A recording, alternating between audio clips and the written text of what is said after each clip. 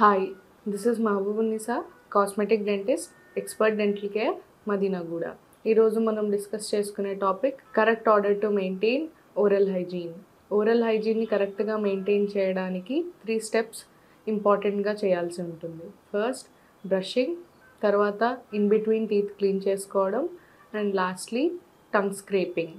Brushing అనేది 2 to 3 minutes with correct brushing టెక్నిక్తో చేస్తే యూస్ఫుల్. బ్రషింగ్ మనం normal manual toothbrush or electric toothbrush use చేసి brush చేసుకోవచ్చు. బ్రషింగ్ కంప్లీట్ అయిన తర్వాత టూత్ పేస్ట్ని స్పిట్ చేసి దాని తర్వాత సెకండ్ స్టెప్ ఫ్లాసింగ్ చేయాలి. ఫ్లాసింగ్ ఇన్ బిట్వీన్ టీత్ చేయడం వలన ఇన్ బిట్వీన్ టీత్ ఏమన్నా ఫుడ్ పార్టికల్స్ ఇరుక్కుని ఉంటే అవి బయటికి వస్తాయి అండ్ పళ్ళు శుభ్రంగా ఉంటాయి. ఫ్లాసింగ్ చేసేవాళ్ళు normal floss or flossing picks లేదా water flosser or interdental brush use చేసి ఫ్లాసింగ్ చేయవచ్చు. ఇలా ఫ్లాసింగ్ చేయడం వలన ఇన్ బిట్వీన్ టీత్ మధ్యన ఇరుక్కున్న ఫుడ్ పార్టికల్స్ అన్నీ తొలగిపోయి పళ్ళు శుభ్రంగా అవుతాయి.